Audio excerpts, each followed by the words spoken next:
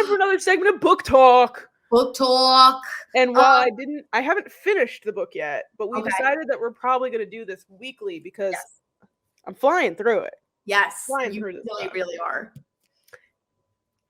So far, I'm at like a 8.9 out of 10 right now. Okay. I know better things are going to happen, so I'm not going to give it a 10 quite yet.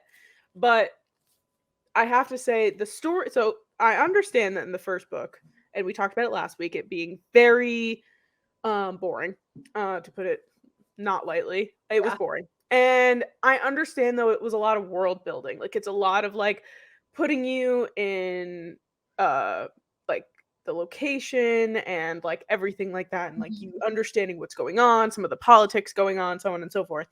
This is doing that, but we are getting a lot more plot. Yeah, like substance.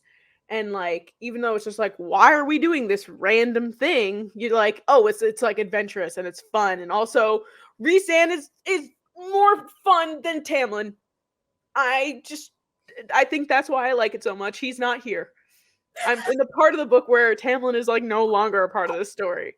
And that's why I'm like, yes! The little like nice little bantering. Oh, there was like okay. This is where I'm at. I'm at chapter 22. About 240-ish pages in. Okay. What's going on? So they went to the bone carver and talked to him to talk about whether or not we're resurrecting Jordyn. Jordyn? Yep. Jordyn. I said Jordyn. Right. Like, I was literally like, when they started mentioning this, I was like, oh, okay, we're resurrecting the guy, the eyeball guy. Sounds good. Guy. Like, I'm stoked.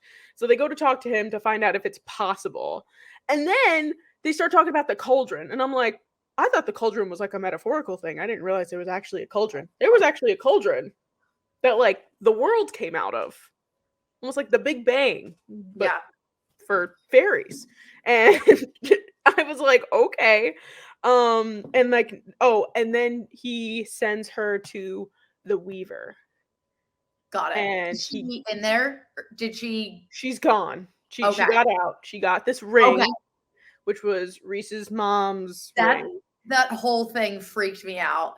Oh my god. I was watching it. So like, I was like sitting in bed last night. Michael was also playing video games. So like, I was getting like him shooting in the background.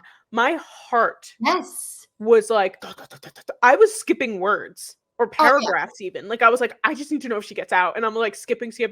And it's like, just picturing this like scary blind woman just going like, where are you? And I'm like, ah! And then climbing the chimney with the chimney. hair. And just that thought, and just the fact that she was like trying to climb up with her, and like she's trying to claw out, and like her nails are breaking, and she's stuck. And I was like, that was like one of the worst things I've had to read in a while. Like, that was a rough read, but it was interesting. Yes, nonetheless. And she gets this ring, and she brings it back. And that was the last thing that happened, was she gets out, and and he's she just found out that Ianth. Yeah, I don't know. I think they say Ianth. The high priestess like tried to seduce Rhys. I don't know why. I think I read her name completely. I think Ethane. Oh. But like, I don't even think it's spelled that way, but I feel like just remember it's not. Remember when you first said her name and I was like, who is that? Like, I didn't even realize. I think I said her name so wrong. It's spelled Ianthe. Yeah, no, I did like Ethane or something. Well, either way, she just tried to, well, not just, like 100 years ago, Feyre, which now I've discovered is exactly how you say her name, is like, she like went into Rhys's mind, and he showed her how she like was like naked on his bed, and she was just like, we should procreate. And Reese was like, get the fuck out of my room. I was like, yep. I never got a good feeling from her, even in the beginning of the book. Like, it was very obvious they were like kind of sprinkling it in that she wasn't gonna be a good person per se. But yeah, so that's where I'm at, and I'm enjoying it. I like hearing all these things, and now because every TikTok, even if I read like when I was on Silver Flames, the last one, if I saw a TikTok that was like about A Court of Thorns and Roses, I still scrolled because I was like, I want no spoilers, nothing. And now like seeing all the TikToks of like people going back and like looking at things and like hearing you talk about, it's just so fun, and I can't wait to dive in deeper with you. I remember last week too, you were talking about how you picture a certain actor when you think of Reese. Yes.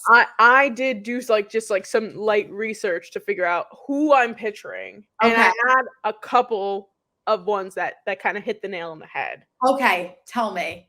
The first one that I realized was Henry Cavill, who used to play Superman, and he's the Witcher. Okay. If you haven't seen The Witcher, it's the first season is so good. It's starting to die, but the show is very good. And he just gives off like major, like maybe if he was like he's pretty big, so I think maybe if he was a little bit slender, that would be one. And then the other one, then I saw somebody was like fan casting because apparently they're talking about some sort of show that's supposed to be coming out. Oh my god, I would die. I don't think it's like anywhere near close to being released or even in production at all. But like people were fan casting and they said Matt Bomer, and like that like hit the nail on the head for me. Matt Bomer was in White Collar. He is incredibly gay. But like really? I didn't know he was gay. He's very gay. I didn't know that, but he is like, Reese. I saw that picture and I was just like, oh, you let his hair grow out a little bit more. I was like, oh, that's it. Oh, that's it. And then I saw somebody like fan casted Matt Bomer, and I was like, okay, it's not just me who thought this, but I think there was another one. Oh, Sebastian Stan. That was like kind of like a tertiary level. Like he could be one, but not exactly. Okay. He's the Winter Soldier. I see this. I remember him. Yeah, but if I had to pick one of those three, it would be Matt Bomer. Wow. Yeah. I'm stuck on Finnick with black hair. I don't even know if Finnick has blue eyes. No, I think he has brown eyes. Sam Feldman, I think his name is Sam Fieldman. What is it? So wrong. Just like the way he talked. Like I hear Reese talk in like his tone, that like arrogance. Yeah, I think he's good because that actor plays the main guy in Daisy Jones. Yes. That's the same actor. Yes. And he gives off that like kind of like annoyed all the time and a little bit like flirty all the time and that kind of vibe. So but no, he doesn't even have blue eyes. His hair is blonde or light. They make contact lenses and hair dye. They do. Wait, like look at this picture. Okay. I'm gonna pull it up. Okay.